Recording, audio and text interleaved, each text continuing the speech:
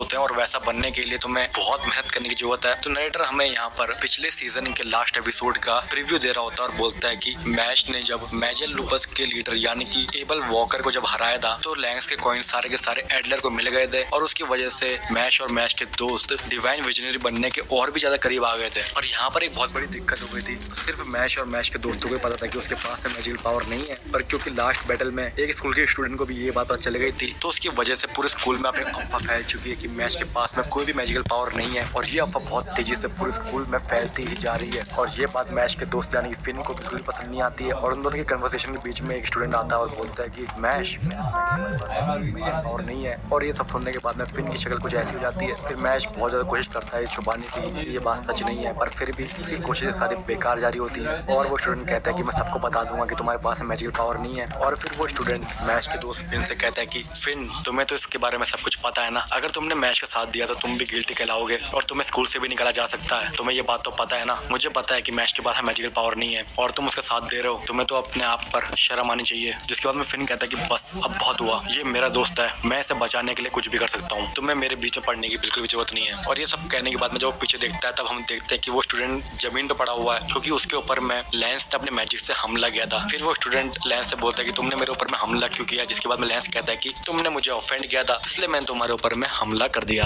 इतने में हम देखते हैं कि वहाँ पर लेमन और डॉट आ जाते हैं और डॉट बहुत ज्यादा बुरी तरीके से इंजर्ड होता है, उसे हर जगह चोट लग रही होती है और लेमन रोते रोते बताती है कि इसके पूरी बॉडी में चोट लग गई है, इसके हड्डियां टूट चुकी हैं और इसके सर की स्कल में भी बहुत ज्यादा डैमेज आ चुका है। फिर उसके अगले ही सीन में हम देखते हैं कि मैश और मैश के दोस्त अपने कमरे के अंदर में पार्टी कर रहे होते हैं जहाँ पर मैश के लिए बहुत सारे क्रीम पफ होते हैं। और फिन कहता है कि ये सब अचानक से क्यों। इसके बाद में उसके दोस्तों से बताते हैं कि क्योंकि हम डिवाइन विजनरी के लिए सिलेक्ट होने वाले हैं। इतने में फिन बोलता है कि यार वो सब तो ठीक है, पर ये एबिस और एबल यहाँ पर क्या कर रहे हैं। फिर हम देखते हैं कि एबल अपनी जेब से कुछ चीज निकाल रहा होता है और उसे देखने के बाद में फिन डर जाता है, पर एबल बाद में निकालता है एक कार्ड और बोलता है कि चलो कार्ड्स खेलते हैं। फिर फिन कहता है यार ये तो पूरे पार्टी के मूड में लग रहा है। फिर एबल बताता है कि मुझे तुमसे दोस्ती नहीं करनी है, पर तुमने मुझे पार्टी में बुलाया है तो मैंने सोचा कि चलो पार्टी कर ही लेते हैं। फिर एबल कहता है कि चलो कार्ड्स खेलेंगे। फिर एबिस कहता है, जो कि एबल का बहुत अच्छा दोस्त है, अगर किसी ने भी लॉर्ड एबल को हराया तो मैं उसे जान से मार दूंगा। ये सुनने के बाद फिन की कुछ ऐसी शक्ल हो जाती है। फिर हम देखते हैं कि लेमन एबिस को चाय के लिए पूछ रही होती है तो उसके बाद में एबिस की शक्ल कुछ ऐसी हो जाती है और वो कुछ भी जवाब ढंग से नहीं दे पा रहा होता है। जिसके बाद में एबल लेमन से कहता है कि एबिस के पास में बहुत कम एक्सपीरियंस है लड़कियों से बातें करने का, इसीलिए वो हड़बड़ा रहा है। इतने फिन देखता है कि वहाँ पर लव आ चुकी है जो कि डॉट के साथ में खाना खा रही है और फिर वो बोलता है कि यार ये कहाँ से आई। फिर लेमन मैश को क्रीम पफ खिलाती है और वो जैसे खिला रही होती है वो जमीन पर गिरने ही वाला होता है। इतने में मैश अपनी सांस का इस्तेमाल करता है और वो उसे अपने मुंह में खींच लेता है। फिर ये सब देखने के बाद में कहता है कि यार ये कोई अच्छा तरीका नहीं है किसी को क्रीम पफ खिलाने का। फिर फिन लैंस से बोलता है कि जब हम बेसमेंट में जा रहे थे तब तुम हमसे अलग हो गए थे तो तुम्हें लेट कहाँ पर हो गए। जिसके बाद में लैंस बताता है कि जब मैं तुमसे अलग हो गया था तब मुझे एक अजीब सा बंदा मिला जो कि बता रहा था कि वो इनोसेंट जीरो का मेंबर है और वो बहुत ज्यादा खतरनाक लग रहा था, पर वो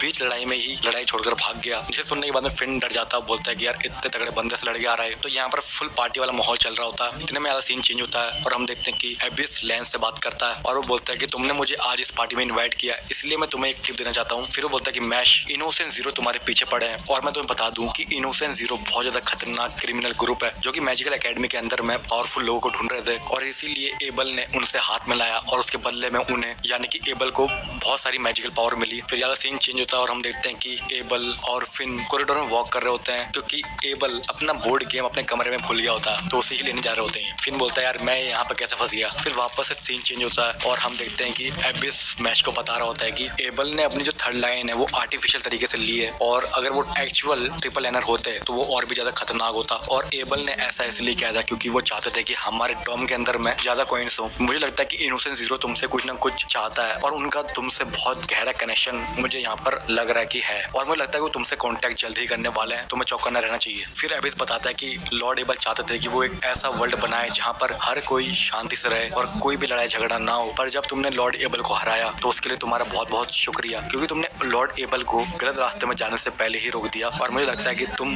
वो पीस वापस लेके आ सकते हो जैसा लॉर्ड एबल की मदर चाहती थी कि हर कोई शांति से रहे। फिर हम देखते हैं कि उनकी ये सारी बातें वही स्टूडेंट सुन रहा होता है जो पहले बोल रहा था कि मैश के पास में कोई भी मैजिकल पावर नहीं है और वो एबिस को मैच से हंसते खेलते बातें करते देख बहुत ज्यादा चौंक जाता है और बोलता है कि यार इतना पावरफुल बंदा मैच से बातें कर रहा है, ये तो बिल्कुल भी अच्छी बात नहीं है। पर जब वो ये सब सोच रहा होता है तो इतने में वहाँ पर लॉर्ड एबल आ जाता है और कहता है कि तुम यहाँ पर क्या कर रहे हो और उसे देखने के बाद में तो उस बंदे की बोलती ही बंद हो जाती है और वो वहाँ से भाग जाता है। जाता है। फिर अगले सीन में हम देखते हैं कि एबिस और मैश जब बातें कर रहे होते हैं तो उतने में लेमन आ जाती है और बोलती है कि तुम दोनों क्या बातें कर रहे हो। फिर वापस से एबिस घबरा जाता है। फिर इतने में हम देखते हैं कि वहाँ पर उल्लू खिड़की तोड़कर अंदर आता है और एक लेटर देता है, जिसे देखने के बाद में वहाँ मौजूद सब लोग चौंक जाते हैं। फिर अगले सीन में हम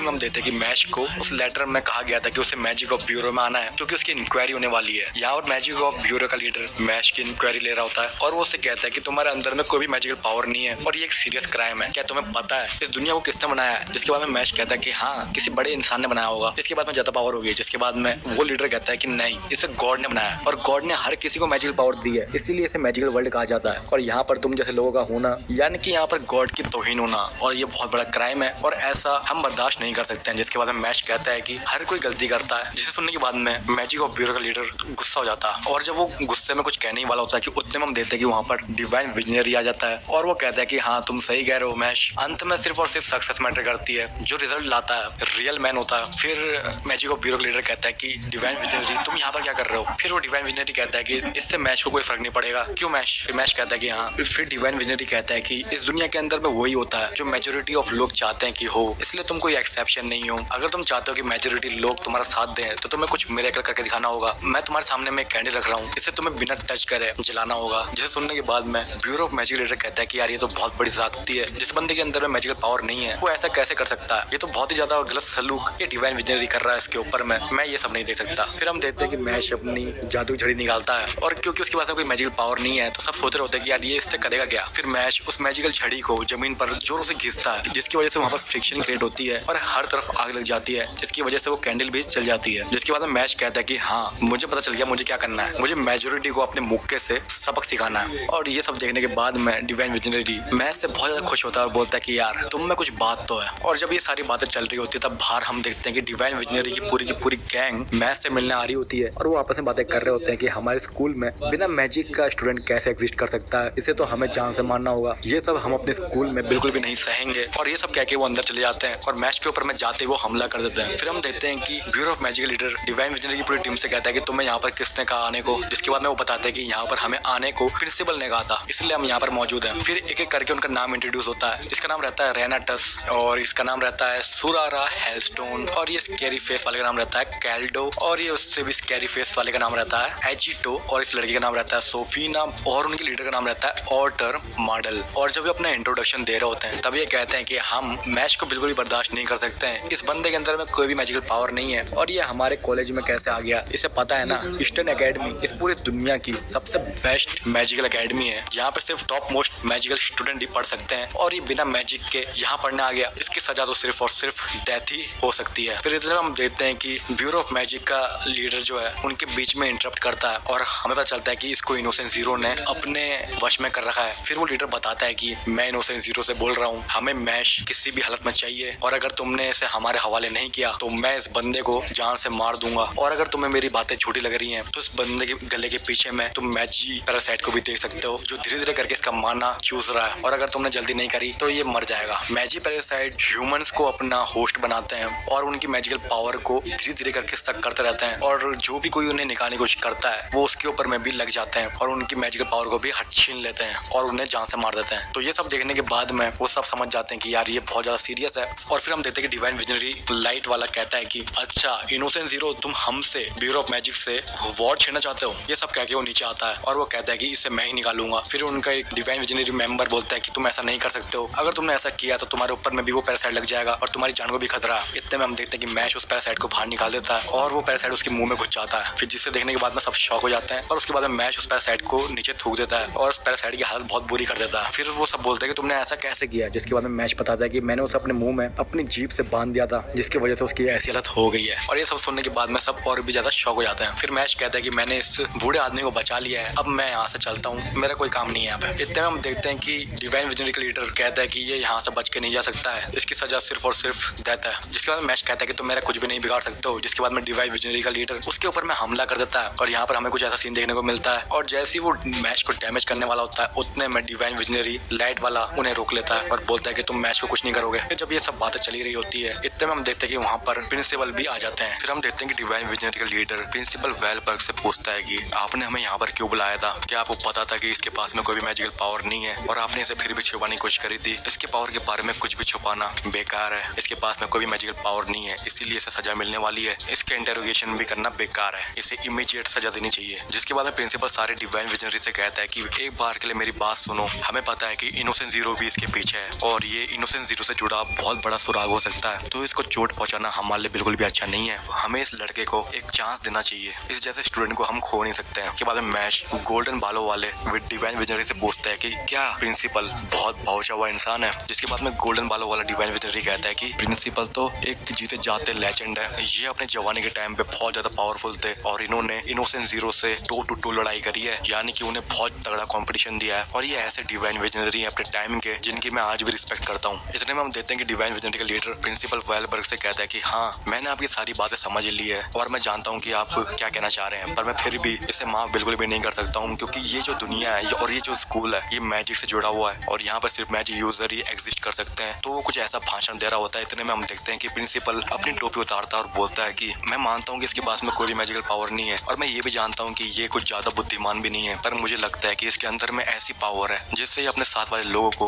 अच्छे से समझ पाता है और उनके दिल से कनेक्ट कर पाता है, जिसकी वजह से वो भी इससे फॉलो करने लग जाते हैं। मुझे लगता है कि हमारी इस दुनिया को एक ऐसे ही स्टूडेंट की जरूरत है और मुझे लगता है कि आगे जाके ये हमारी पूरी दुनिया को बदलने के काबिल है। हाँ, मैं जानता हूँ कि इतना काफी नहीं है, पर मैं फिर भी एक बात कहना चाहता हूँ कि इस दुनिया के अंदर में जिसके पास में मैजिकल पावर है सिर्फ वो उसे ही ऊपर समझा जाता है और जिसके पास में नहीं है उसे हमेशा नीचे देखा जाता है। पर मुझे लगता है कि इसकी वजह से ये जो थिंकिंग है वो भी चेंज होने वाली है। इतने में हम देखते हैं कि वापस से डिवाइन विजनरी का लीडर कहता है कि मैं आपकी बात को समझ रहा हूँ, पर मैं यहाँ पर अपना कोई भी रूल नहीं तोड़ सकता हूँ। ये रूल्स कमजोरों को प्रोटेक्ट करने के लिए बनाए गए हैं और इसे हम नहीं तोड़ सकते हैं। इतने में हम देखते हैं कि वापस से प्रिंसिपल के साथ में आया हुआ डिवाइन विजनरी बीच में इंटरप्ट करता है और वो नीचे झुककर बोलता है कि मैं भी चाहता हूँ कि तुम मैश को माफ कर दो। और मैं प्रिंसिपल की बातों से पूरा का पूरा एग्री करता हूँ। मैंने कई बार देखा है कि मैश अपने आप को प्रूव कर चुका है कि वो कितना ज्यादा वर्दी है हमारे साथ काम करने के लिए और मुझे लगता है कि ये हम सबके भरोसे के काबिल है और मैं भी इस पे बहुत ज्यादा भरोसा करता हूँ। फिर हम देखते हैं कि वहाँ पे मौजूद सारे डिवाइन विजनरी कहते हैं यार इस पूरे ड्रामा को जल्दी से खत्म करो और जल्दी से कोई ना कोई कंक्लूजन में आओ यार। इतने में हम देखते हैं कि उनमें से एक डिवाइन विजनरी कहती है कि मैंने आप सबकी बातें सारी सुन ली है, पर मुझे लगता है कि पब्लिक इस सबको नहीं मानने वाली है। इतने में हम देखते हैं कि डिवाइन विजनरी लीडर कहता है कि इसमें कोई भी दोहराए नहीं है, इसे सजा मिलनी ही है। मैं नहीं चाहता कि हमारे इमोशन हमारे रूल्स के ऊपर कमजोर पड़ जाए। इतने में हम देखते हैं कि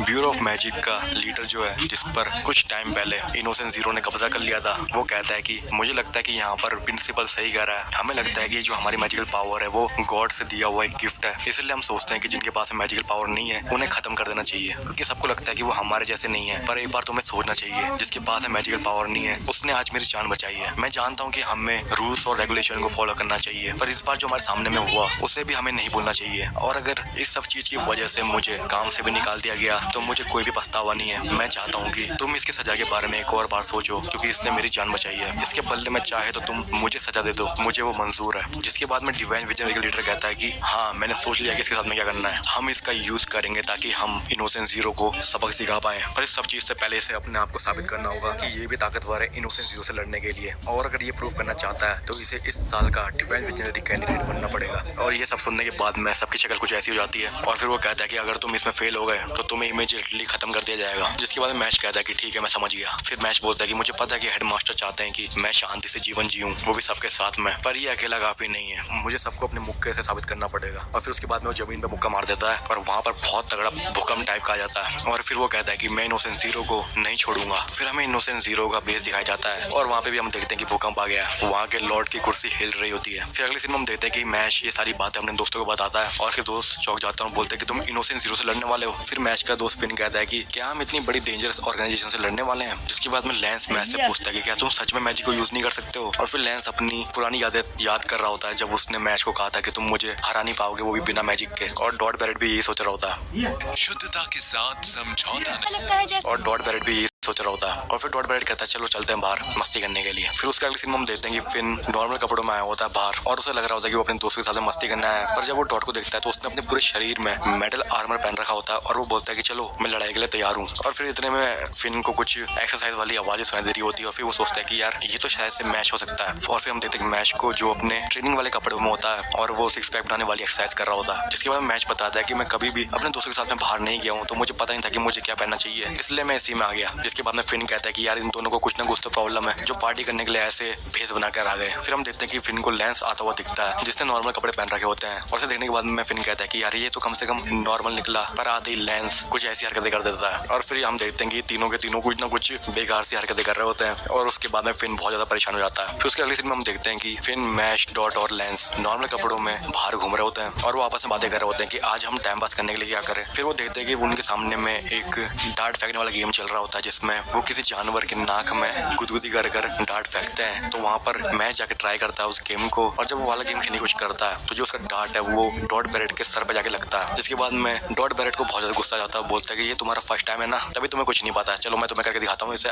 एक्चुअली कैसे खेलते हैं। और फिर जब डॉट बैरेट वहाँ पर जाके गेम खेलता है तो वो भी मैच के सर पर मार देता है और बहुत ज्यादा हंस रहा होता है। इतने मैच को गुस्सा जाता है और वो उसे अच्छे से धो देता है। और फिर लेंस और फिन एक दूसरे का शक्ल देख रहे होते हैं कि ये चल गया रहा है। उसका सीन हम देखते हैं कि डॉट बैरेट की हालत तो बहुत ज्यादा बुरी हो गई है और लेंस ऐसे बातें कर रहा होता है कि मुझे एक बॉन्ड चाहिए, यानी कि एक मैजिकल स्टिक चाहिए, क्योंकि मैंने एक अफवाह सुनी है कि डिवाइन विजनरी कैंडिडेट का एग्जाम जल्दी ही होने वाला है और इसके लिए मुझे प्रिपेयर होना है। डिवाइन विजनरी का जो एग्जाम था वो थोड़ा लेट होने वाला था, पर मुझे लगता है कि इनोसेंट जीरो की वजह से वो वाला एग्जाम जल्दी कर रहे हैं, इसलिए मुझे इसके लिए तैयारी करनी है। पर मुझे लगता है कि सारी चीजें हमारे फेवर में काम कर रही है, क्योंकि हमारे पास में जितने भी गोल्ड कॉइन है उसकी वजह से हमारा उस एग्जाम में पार्टिसिपेट करना तो पक्का है। तो ये हमारे लिए एक अच्छा मौका हो सकता है डिवाइन विजनरी कैंडिडेट बनने का। फिर लेंस मैसे कहता है कि तुम मैजिक यूज नहीं कर सकते हो, पर इसके बावजूद भी मैं तुम पे बिल्कुल भी रहम नहीं खाने वाला हूँ, क्योंकि मुझे ये सब अपनी बहन के लिए करना है और इसीलिए मैं तुम पे अपनी पूरी ताकत से हमला करूंगा, तो इसके लिए तुम तैयार रहना। इतने में वो पहुंच जाते हैं छड़ी वाली दुकान पर, जिसके अंदर में हम देखते हैं कि वहाँ पर हर जगह जादुई झड़ियां ही हैं जो कि हवा में तैर रही होती हैं। और अंदर आने के बाद में एक बूढ़ा सा इंसान बोलता है वेलकम, तुम सबका स्वागत है यहाँ पर। जिसके बाद में मैच कहता है कि यहाँ पर तो बहुत प्रकार की जादुई झड़ियां हैं। फिर फिन कहता है कि चलो जल्दी से मैं अपना जादुई झड़ी सिलेक्ट कर लेता हूँ और फिर उसे एक जादुई झड़ी मिल भी जाती है। फिन बताता है कि तुम अपनी मैजिकल पावर से ऐसी झड़ी ले सकते हो जो तुम्हारे मैजिक के साथ में कंपैटिबल हो। फिर वहाँ का शॉपकीपर बताता है कि कोई भी अच्छी सी मैजिकल झड़ी तुम्हारी मैजिकल पावर को काफी ज्यादा बढ़ा सकती है। फिर फिन कहता है कि मुझे लगता है कि मेरी मैजिकल पावर थोड़ी सी बढ़ गई है। फिर इतने में लेंस पे चले जाता है मैजिकल झड़ी लेने के लिए और वो अपनी मैजिकल पावर का इस्तेमाल करता है। और उसके बाद में जो झड़ी आती है उसे देखने के बाद में वहाँ का शॉपकीपर बोलता है कि यार ये तो बहुत ज्यादा इंप्रेसिव और ताकतवर झड़ी है, ये झड़ी तो डबल लाइनर वालों के लिए भी रेयर चीज है। फिर मैच थोड़ा सा परेशान दिख रहा होता है, जिसके बाद में शॉपकीपर बोलता है कि तुम क्या देख रहे हो। फिर इतने में फिन कहता है कि यार मैच के पास में कोई भी मैजिकल पावर नहीं है, तो ये यहाँ से अपनी मैजिकल झड़ी कैसे लेगा, क्योंकि कोई भी वॉन्ड इसके पास में नहीं आएगी। फिर इतने में हम देखते हैं कि मैच चला जाता है अपने लिए झड़ी लेने के लिए और सब घबरा जाते हैं। फिर मैच भी ट्राई करता है मैजिकल झड़ी को बुलाने की, पर क्योंकि उसके पास मैजिकल पावर नहीं है तो कोई भी झड़ी नहीं आती है। फिर मैच को अपने सामने में एक मैजिकल झड़ी दिखती है और वो शॉपकीपर से बोलता है कि ये झड़ी कौन सी है, और फिर हमें उस झड़ी का क्लोजअप दिखाया जाता है और हम देखते हैं कि वो झड़ी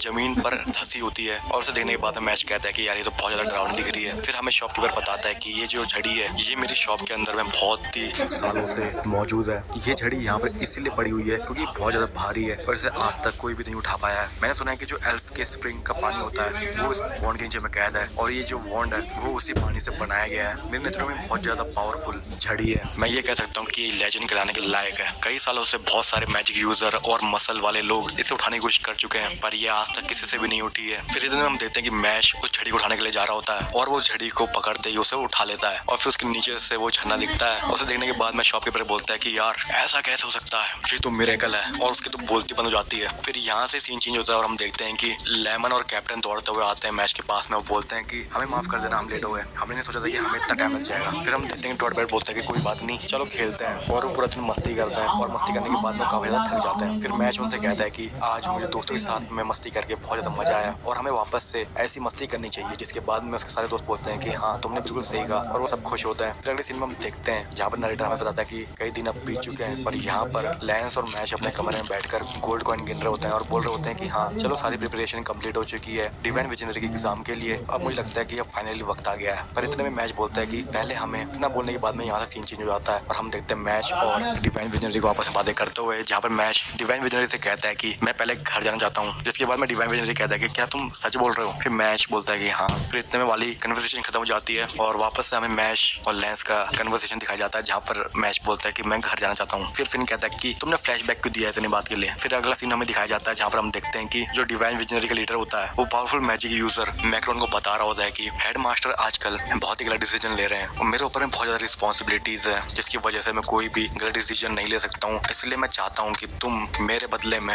मैच को सबक सिखाओ ताकि वो डिवाइन विजनरी के कैंडिडेट बनने के लिए सिलेक्टेड ना हो पाए। मैं चाहता हूँ कि मेरे बीच में कोई भी आए तो मैं उसे पहले ही खत्म कर दूं, मुझे आगे कोई भी प्रॉब्लम नहीं चाहिए। फिर वो कहता है कि मैक्रोन तुम तो ऐसा कर ही सकते हो। जिसके बाद मैक्रोन कहता है कि ये तुम्हारे लिए बिल्कुल नया है कि तुम मेरे पास मदद लेने आओ। फिर मैक्रोन बताता है कि मैं कोई ऐसा इंसान नहीं हूँ कि जो किसी के भी इशारों पर नाचे, पर मेरे को सिर्फ और सिर्फ एक ही चीज चाहिए, मेरे सामने में कोई स्ट्रॉन्ग बंदा लड़ना है। फिर डिवाइन विजनरी के लीडर कहता है कि मैच ने लैंग के परफेक्ट मैजिकल यूजर एबल को हरा दिया है। जिसके बाद में मैक्रोन कहता है कि हाँ अब इसे सबक सिखाता हूँ मैं, मुझे अभी से पैसों की आवाज आ रही है। यानी कि वो मैच के गोल्ड कॉइन के पीछे होता है और इतने में वो अपनी ड्रामेटिक सॉन्ग प्ले करता है और यहाँ से सीन चेंज होता है और हम देखते हैं मैच का घर, जहाँ पर मैच अपने फादर से मिल रहा होता है और उसके फादर काफी ज्यादा इमोशनल हो जाते हैं मैच को देखने के बाद में। और वहाँ पर हम देखते हैं कि वो पुलिस इंस्पेक्टर ही मौजूद होता है जो उससे पूछता है कि तुम्हारी लाइफ कैसे चल रही है। जिसके बाद में मैच कहता है कि आराम से चल रही है। इतने में हम देखते हैं कि वहाँ पर मैच के सारे दोस्त आ जाते हैं, जिसे देखने के बाद में मैच का फादर बोलता है कि क्या ये तुम्हारे दोस्त हैं, और वो काफी ज्यादा इमोशनल हो जाता है क्योंकि मैच के पहले कभी भी इतने सारे दोस्त नहीं हुए हैं, या तो यूँ कह लो दोस्त ही नहीं हुए हैं। जिसके बाद में हम देखते हैं लेमन कहती है कि मैं मैच की फियोन से हूँ और आपसे मिलकर मुझे अच्छा लगा, और फिर बताती है कि मैं मैच की आने वाली वाइफ बनने वाली हूँ। जिसे सुनने के बाद में मैच के फादर का रिएक्शन कुछ ऐसा होता है। फिर डॉट बैरेट मैच के फादर को हर्बल टी देता है और लैंस मैच के फादर को अपनी बहन की मर्चेंडाइज देता है, जिसे देखने के बाद में मैच के फादर सोचने लग जाता है कि यार इसके सभी दोस्तों की जो प्रायोरिटीज हैं वो कितनी ज्यादा अलग एक दूसरे से। और उसके बाद में उसके सारे दोस्त उसके घर में मस्ती कर रहे होते हैं और ये सब देखने के बाद में मैच का फादर फिर से बोलता है कि यार तुम्हें तो बहुत ज्यादा दिक्कत होती होगी इन्हें संभालने में। जिसके बाद में फिर कहता है कि हाँ। फिर मैच का फादर बताता है कि मैंने नहीं सोचा था कि मैं मैच को कभी बाहर भेजूंगा, पर अब जब वो इतने अच्छे दोस्तों के साथ में तो मुझे काफी ज्यादा अच्छा लग रहा है। मैं चाहता हूँ कि ये चीज हमेशा उसके साथ में रहे। फिर इतने में सीन चेंज होता है और हम देखते हैं मैक्रोन को जो कि मैच के घर की तरफ में आ रहा होता है उस पर हमला करने के लिए, और वो बहुत ज्यादा खुश हो रहा होता है और बोल रहा होता है कि मैं आज ऐसे बंदे से लड़ने वाला हूँ जिसने एबल को बिना मैजिक के हरा दिया। क्या नाम था उस लड़के का? मैश बंडेड। फिर इतने में हम देखते हैं कि उसके ऊपर में हमला कर देता है डिवाइन विजनरी। जिसके बाद में मैक्रोन कहता है कि अच्छा तो तुम अब मैच का बॉडीगार्ड प्ले करना चाहते हो। जिसके बाद में डिवाइन विजनरी बताता है कि मैं जस्ट यहाँ से गुजर रहा था, तब मैंने किसी बेकार इंसान की हंसने की आवाज सुनी और मैं पीछे पीछे आ गया और देखा था तुम यहाँ पर मौजूद थे। जिसके बाद में मैक्रोन कहता है कि हाँ तुम वही हो ना, स्वॉर्ड केन रायने एमएस।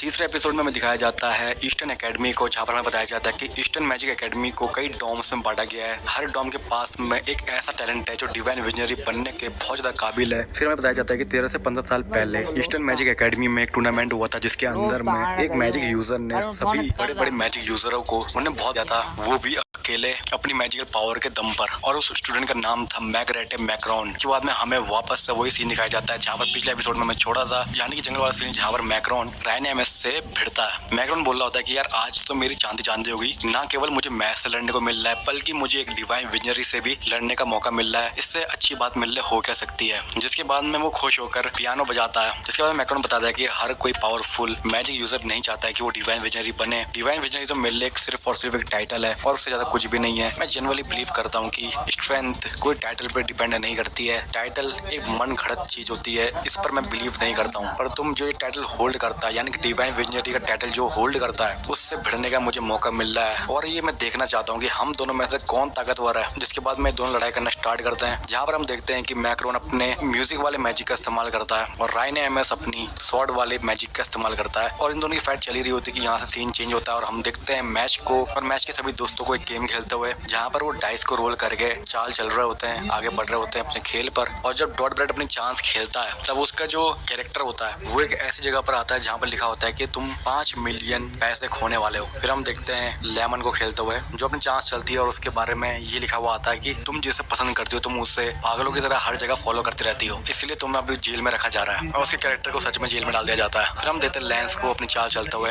ये गेम तो सबका फ्यूचर बता दे रही है, ये तो बहुत ही खतरनाक गेम है। और उसके बाद बाद में लेंस अपनी खुद की जांच चलता है और उसमें आता है कि उसकी बहन जल्दी उसे अपने बॉयफ्रेंड से मिलाएगी और उसके बाद लेंस को वापस से स्टार्ट करना होगा। फिर फिन की चांस आती है और फिन के उसमें लिखा हुआ आता है कि तुम एक खोई हुई चीज को पुलिस को लौटाओगे। फिर हम देखते हैं मैच की चांस आती है और मैच निकालता है 98 और 98 में लिखा हुआ आता है कि हर किसी को पता चल जाएगा कि तुम्हारे पास में कोई भी मैजिकल पावर नहीं है, जिसके बाद तुम्हें जान से मार दिया जाएगा। और ये सुनने के बाद मैच की कुछ ऐसी शक्ल हो जाती है जिसके बाद में उसके सारे दोस्त उस पर हंस रहे होते हैं। फिर हम देखते हैं कि डॉट, बैरेट, लेमन और लेंस वो सभी बोर्ड गेम में गुस्सा हो रहे होते हैं, बोल रहे होते हैं कि यार ये तो बहुत ही बेकार गेम है, इसे हमें खत्म कर देना चाहिए। फिर इतने में फिन सोचने लग जाता है कि मैच के फादर ने कहा था कि वो चाहते हैं कि मैच हमेशा ऐसे ही अच्छे दोस्तों के साथ में रहे और उनकी जो फ्रेंडशिप है वो हमेशा बरकरार रहे। फिर इतने मेरा सीन चेंज होता है और हम देखते हैं रायन एमस को मैक्रोन से लड़ते हुए, जहाँ पर हम देखते हैं कि दोनों बराबरी के टक्कर दे रहे होते हैं एक दूसरे को। पर जैसे ही मैक्रोन अपनी हाउलिंग साउंड वाला स्पेल रायन एमस के ऊपर में डालता है तब रायन एमस की बहुत बुरी हालत हो जाती है। फिर उसके बाद में रायन एमस को पता चलता है कि अगर वो कोई सा भी स्पेल बोलेगा मैक्रोन के मैजिक के काउंटर अटैक में तो उसकी बहुत बुरी हालत होने वाली है, क्योंकि वहाँ पर बहुत बड़ा एक्सप्लोजन हो जाएगा जिससे रायन एमस नहीं बच सकता है। जिसके बाद में मैक्रोन कहता है कि रायन एमस तुम्हें पता है कि मेरे को अच्छा कैसे लगता है, ना मैं लव में भरोसा करता हूँ, ना मुझे कोई स्पोर्ट्स अच्छा लगता है, ना गैम्बलिंग। मुझे अपने से ताकतवर लोगों से लड़ने में मजा आता है और ऐसे टाइप की चीजें मुझे खुश करती हैं। मुझे नहीं लगता कि तुम मुझे कभी भी हरा पाओगे और तुम्हें देखकर लग रहा है कि तुम अब मुझसे लड़ भी नहीं सकते हो, इसलिए अब तुम मेरे रास्ते से हट जाओ, मैं मैच से लड़ने जा रहा हूँ। जिसके बाद में रायन एमस की शक्ल कुछ ऐसी हो जाती है और वो कहता है कि मैच एक बहुत ही भोला बच्चा है और वो इतना भोला है कि उसने मुझसे ये कहा कि मैं डिवाइन विजनरी बन सकता हूँ, वो भी बिना मैजिक के। और उसके इस बात ने इस पूरे वर्ल्ड के सोच को चैलेंज किया है। और फिर हम देखते हैं कि ये रायन एमस के अंदर में बहुत सारी मैजिकल पावर बाहर निकल रही होती है, जिसे देखने के बाद मैक्रोन उसकी आंखें खुली रह जाती हैं। फिर वहाँ पर सीन चेंज होता है और हम देखते हैं प्रिंसिपल को जो डिवाइन विजनरी के एक मेंबर से बात कर रहा होता है और डिवाइन विजनरी का वाला मेंबर बोल रहा होता है प्रिंसिपल से मैक्रोन से रायन एमस कैसे लड़ पाएगा, मैक्रोन तो रायन एमस को बहुत बुरी तरह से हरा देगा। जिसके बाद प्रिंसिपल कहता है कि रायन एमस ऐसा दिखाता है कि वो बेवकूफ है, पर तुम्हें ये बात ध्यान रखनी चाहिए कि हमारे चेहरे पर जो मार्क्स दिखाई देते हैं ये हमारी मैजिकल पावर को दर्शाता है। जिसके चेहरे पर ज्यादा मार्क होते हैं उसके पास में ज्यादा मैजिकल पावर होती है। और हमारी एकेडमी में बहुत सारे डबल लाइनर वाले मैजिकल यूजर हैं, पर मैं तुम्हें बता दूं कि ट्रिपल लाइन वाले मैजिक यूजर भी हमारे स्कूल में एग्जिस्ट करते हैं। और ट्रिपल लाइन वाले मैजिक यूजर का मतलब होता है कि उन्हें खुद मैजिक ने चुना है। और यहाँ पर हमें रायन एमस का झलक दिखाया जाता है जहाँ पर उसकी ट्रिपल लाइन अब शो होने वाली होती है। फिर प्रिंसिपल बताता है कि ट्रिपल लाइन वाले मैजिक यूजर को खुद भगवान ने चुना होता है। और फिर हमें मैक्रोन दिखाया जाता है जो आंखों से अपने आंसू बाहर होता है, बोल रहा होता है कि यार मैंने ये नजारा कभी नहीं देखा है। जिसके बाद में प्रिंसिपल बताता है कि हमारे बीच में एक ट्रिपल लाइनर है जिसने अपनी छोटी सी उम्र में ट्रिपल लाइन को पा लिया है और उसका नाम है रायन एमस। और फिर हमें रायन एमस की तीसरी लाइन दिखाई जाती है और उससे हमें पता चलता है कि वो ट्रिपल लाइन वाला मैजिक यूजर है। फिर रायन एमस कहता है कि इस दुनिया की सोच को बदलना होगा और इस दुनिया में मैं मैच की जहाँ तक हेल्प कर पाऊंगा मैं वहां तक उसकी हेल्प करूंगा। फिर अगले सीन में हम देखते हैं मैच को जो अपने दोस्तों के साथ में बोर्ड गेम खेल रहा होता है और वापस से उसका वही आता है जहाँ पर उसे बताया जाता है कि तुम्हारे पास में कोई मैजिकल पावर नहीं है, इसके बारे में सबको पता चल जाएगा और तुम्हें मार दिया जाएगा। जिसके बाद में उसका कैरेक्टर खुद खत्म हो जाता है उस बोर्ड गेम में। और ये सब देखने के बाद में मैच अपने दोस्तों से बोलता है कि अभी मैं थोड़ी देर के लिए बाहर जा रहा हूँ हवा खाने के लिए। और फिर उसके सारे दोस्त सोचने लग जाते हैं कि यार मैच बाहर से ऐसा दिखा रहा है कि सब कुछ ठीक है, पर वो अंदर से बहुत ज्यादा परेशान है इस बात से कि वो मैजिक यूज नहीं कर सकता है। और होती तो मैं भी सोसाइटी को ब्लेम करती। फिर हमें मैच दिखता है जो कि घर से बाहर निकलने के बाद में जंगल में तेजी से भागता है, तो निकालता और बोलता है कि इस क्रीम पफ को मैंने कब से बचा के रखा था, मैं नहीं चाहता था कि मैं इसे सबके साथ में शेयर करूं, इसलिए मैं बाहर आ गया छुपके से इसे खाने के लिए। जिसके बाद में मैक्रोन अपने मन में सोच रहा होता है कि ट्रिपल लाइन वाले यूजर भगवान के चुने हुए मैजिक यूजर होते हैं और इसने ट्रिपल लाइन वाली पावर मेरे से भी कम उम्र में पाली है। ये तो मुझसे भी ज्यादा टैलेंटेड मैजिक यूजर है, भले ही इसके पास में ट्रिपल लाइन क्यों ना हो, पर ये मेरी मैजिक से नहीं बच सकता है। फिर मैक्रोन रायन एमस से कहता है कि मुझे नहीं पता कि तुम क्या कह रहे हो, पर मैं अब तुम्हें नहीं छोड़ने वाला हूँ। जिसके बाद में रायन एमस कहता है कि तुम्हारा टारगेट मैच बन डेड है ना, जो मैजिक यूज नहीं कर सकता है। फिर हमें पता चलता है कि मैच भी क्रीम पफ खाने के लिए उसी जगह पर आया होता है जहाँ पर ये दो लड़ाई कर रहे होते हैं और मैच ये सारी बातें सुन रहा होता है। फिर रायन एमस कहता है कि इस दुनिया के अंदर में मैजिक ना होना बेसिकली ऐसा होता है कि हम उस बंदे को इंसान ही नहीं समझते हैं। और मुझे लगता है कि हर आम इंसान इस सब चीज से गुजरता होगा, इसमें कोई भी शक नहीं है। और वो मैजिक यूज करने वाले लोगों से जलते होंगे और वो ये सोचते होंगे कि यार मैं पैदा ही क्यों हुआ, जिसकी वजह से वो सोसाइटी से नफरत करते होंगे। पर मैश ऐसा बिल्कुल भी नहीं है, वो अपनी किस्मत के खिलाफ खुद ही जंग लड़ रहा है। तुम जैसा विलन ये बात बिल्कुल भी नहीं समझ सकता है कि वो किस चीज से गुजर रहा है। जिसके बाद में मैक्रोन के साथ ही बोलता है कि ट्रिपल लाइनर से वो लड़ रहे हैं पर फिर भी वो बहुत ज्यादा कॉन्फिडेंट है और ऐसा वो हैवी नहीं कर रहे हैं क्योंकि उनकी ताकत सच में बहुत ज्यादा है। उन्होंने बहुत सारे गोल्ड कॉइन इकट्ठा कर लिए, जबकि वो डिवाइन विजनरी बनने में बिल्कुल भी इंटरेस्टेड नहीं है, पर फिर भी उन्होंने 10 गोल्ड कॉइन इकट्ठा कर लिए अपने अपने से बड़ी क्लास वाले स्टूडेंट से लड़ के, और उनका जो हाउलिंग साउंड वाला स्पेल है इसके खिलाफ कोई भी काउंटर स्पेल अभी तक बना नहीं है जो इसको पूरी तरह से खत्म कर दे। और यही दिखाता है कि मैक्रोन के पास में कितना ज्यादा टैलेंट है और इसीलिए वो अभी तक टॉप पर है। फिर हम देखते हैं मैक्रोन को जो अपने मन में सोच रहा होता है कि हर कोई मिले ताली मार रहा है, और ऐसा सोच के वो अपना मैजिक यूज करता है एनएमएस के ऊपर में, और ये बहुत ज्यादा स्ट्रॉन्ग होता है क्योंकि इसमें मैक्रोन के साथी भी उसका साथ देते हैं। और फिर मैक्रोन कहता है कि चेकमेट, अब तुम नहीं बचने वाले हो। और फिर हमें वापस से प्रिंसिपल और डिवाइन विजनरी के साथी का कन्वर्सेशन दिखाया जाता है, जहाँ पर डिवाइन विजनरी का मेंबर बोलता है कि क्या चीज ट्रिपल एनर को डबल एन वाले मैजिक यूजरों से अलग करती है। वो जो पावर निकालते हैं अपनी मैजिक से,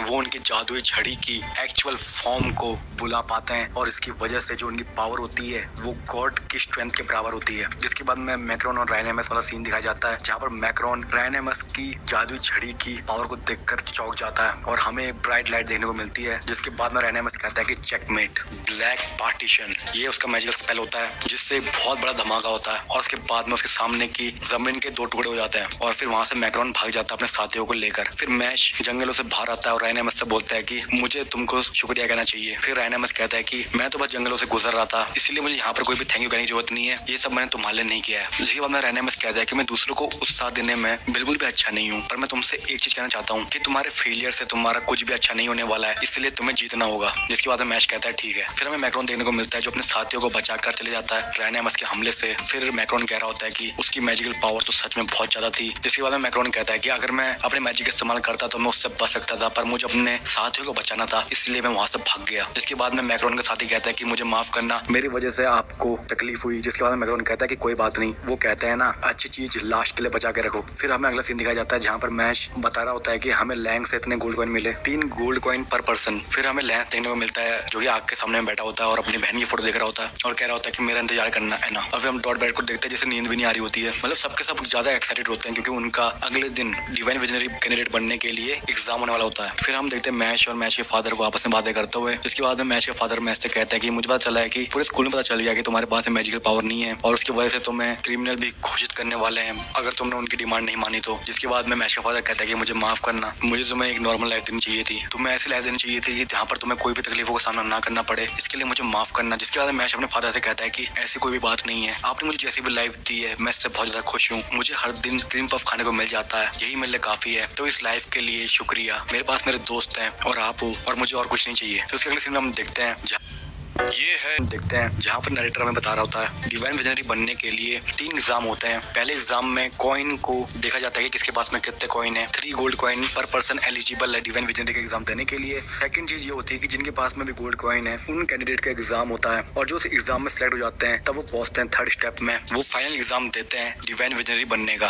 तो इन 3 पार्ट में एग्जाम होने वाला है। उसके बाद में नेक्स्ट सीन में नरेटर हमें एक एरिना दिखाता है जहाँ पर वो कहता है कि अगर किसी भी कैंडिडेट को सिलेक्ट होना है डिवाइन विजनरी बनने के लिए तो उसे इस एग्जाम के अंदर में 5 गोल्ड कॉइन इकट्ठा करने होंगे। अभी उनके पास में 3 है। यहाँ पर हमें बहुत सारे मेंबर दिखाए जाते हैं डिवाइन विजनरी कैंडिडेट के, जहाँ पर हम देखते हैं कि फिन भी मौजूद होता है जो कि काफी ज्यादा डरा हुआ होता है, और यहाँ पर हमें बहुत ताकतवर लोग देखने को मिलते हैं और इन सभी स्टूडेंट के बीच में मैक्रोन भी मौजूद होता है और प्रिंसिपल भी ये कह रहा होता है कि मैंने नहीं सोचा था कि मैक्रोन हिस्सा लेगा डिवाइन विजनरी बनने के एग्जाम में। फिर उसके अगले सीन में हम देखते हैं मैश को जो डिवाइन विजनरी के लीडर से बातें कर रहा होता है, जहाँ पर डिवाइन विजनरी का लीडर कहता है कि तुम बिल्कुल भी नहीं बचने वाले हो, तुमने दुनिया का सिस्टम हिला कर रखा हुआ है जिसकी वजह से मैं तुम्हें बहुत बुरी तरह से सबक सिखाने वाला हूँ, उसके लिए तुम तैयार हो जाओ। तुम इस दुनिया में एग्जिस्ट भी करते हो उसके बारे में किसी को पता नहीं चलेगा जब तक मैं यहाँ पर मौजूद हूँ। जिसके बाद में मैच अपने मसल से कहता है कि सभी के सभी तैयार है ना लड़ने के लिए। डिवाइन विजनरी के लीडर को कहता है कि मैं अपना बेस्ट दूंगा और अगर तुम मेरे सामने में भी आओगे तब मैं तुम्हें भी हरा दूंगा। जिसके बाद में लास्ट कैंडिडेट अनाउंस होता है मैश बंडेड, और जैसे वो ये नाम लेती है तो वहाँ पर पूरे एरिना में खुसर पुसर स्टार्ट हो जाती है कि यार ये बंदा तो मैजिक यूज नहीं कर सकता, ये कैसे एग्जाम दे रहा है डिवाइन विजनरी बनने के लिए, ऐसा कैसे हो सकता है। ऐसे टाइप की चीजें वहाँ पर पूरे एरिना में तेज से गूंजने लग जाती है और पूरा डिस्टर्ब करने लग जाते हैं वो मैच को। जिसके बाद में उसके सभी दोस्त, उसके चाहने वाले सब परेशान हो जाते हैं कि मैच कैसे सर्वाइव करेगा, और वहाँ पर मौजूद कैंडिडेट भी बोल रहे होते हैं कि यार ये बंदा यहाँ पर कैसे है। फिन कह रहा होता है कि यार पूरी की पूरी दुनिया मैच के खिलाफ हो चुकी है, मुझे मैच को इनकरेज करना चाहिए। जिसके बाद में फिन मैच के पास में जाता है और मैच कहता है कि मुझे घर जाना है, और फिर उसके बाद में अनाउंस होता है कि डिवाइन विजनरी बनने के लिए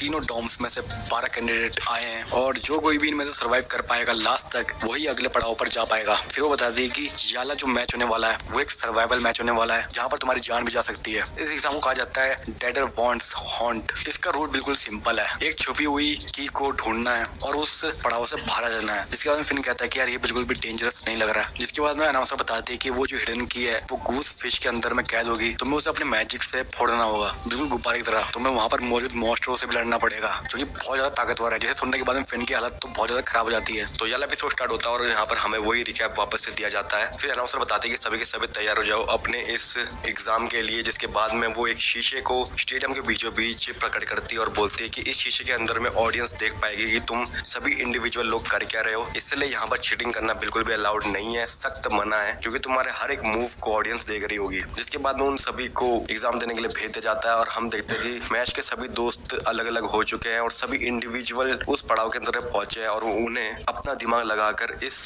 चैलेंज को पूरा करना है। फिर उन्हीं सभी कैंडिडेट में से हमें ये देखने को मिलता है और ये अपने आप से कह रहा होता है कि बस मुझे सिर्फ और सिर्फ एक चाबी को ढूंढना है और मैं इस पड़ाव को पार कर लूंगा। ये तो मेरे लिए बहुत ज्यादा आसान होने वाला है। इतने में उसके सामने में डेडर वांट आ जाता है और वो उससे लड़ भी नहीं पाता है। उससे वो बुरी तरह से हार जाता है और वापस से एरिना के अंदर में आ जाता है और हमें पता चलता है कि डेडर वांट के ऊपर में मैजिक बिल्कुल भी काम नहीं करता है और इसीलिए डेडर वांट जैसे मॉन्स्टर को हराना और भी ज्यादा मुश्किल हो जाता है। जिसके बाद में डॉटबैट कहता है कि मुझे उन राक्षसों से सिर्फ भागना चाहिए, उनसे लड़ने का कोई फायदा है नहीं। फिर हम लेंस को देखते हैं जो सोच रहा होता है कि यार चाबी हो कहाँ पर सकती है। जिसके बाद में हम देखते हैं कि एक कैंडिडेट को पता चलता है कि ये एक्चुअल में एग्जाम है क्या और वो अपने मन में सोचता है कि मुझे तो लगता है कि वो सब देखना चाहते हैं कि हम अपने मैजिक का इस्तेमाल करके इस जगह से कैसे बाहर निकलते हैं, उसका टेस्ट हो रहा है। जिसके बाद में वो अनाउंसर कहते हैं कि तुमने बिल्कुल ठीक कहा। जिसके बाद में बताते हैं कि तुम्हारी इस क्वालिटी को चेक करने के लिए हमने डेडर वांट को इतना ज्यादा पावरफुल बनाया है और वो इतना ज्यादा पावरफुल है कि उनका मैजिक कुछ भी नहीं बिगाड़ सकता है। जिसके बाद में अनाउंसर कहते हैं कि अगर तुम उस राक्षसों से लड़ने की कोशिश करोगे तो तुम नहीं बचने वाले हो। जिसके बाद में डॉट बैट कहता है कि मुझे पता था ये स्कूल सच में बेकार है। फिर हम देखते हैं कि वो स्टूडेंट जो वापस एरिना में आ गया था डेडर वांट से हार के, उसे देखने के बाद में सारी ऑडियंस कह रही होती है कि यार ये तो बहुत ज्यादा मुश्किल चैलेंज लग रहा है। फिर हम देखते हैं मैच को जिसके सामने में डेडर वांट यानी कि वो राक्षस आ जाते हैं और उसे एक ही घूसे में वो चित्त कर देता है, यानी मैच के एक ही घूसे में वो राक्षस खत्म हो जाता है। जिसे देखने के बाद में अनाउंसर और वहाँ मौजूद सारी ऑडियंस देखकर हैरान हो जाती है और उन्हें अपनी आंखों में यकीन ही नहीं हो रहा होता है और वो बोल रहे होते हैं कि ये क्या हुआ। जिसके बाद में वो कैंडिडेट जो पहले बाहर आ गया था वो बोलता है कि यार जिसे मैं हरा नहीं पाया उस डेडर वांट को इस बंदे ने एक ही घूसे में चित्त कर दिया,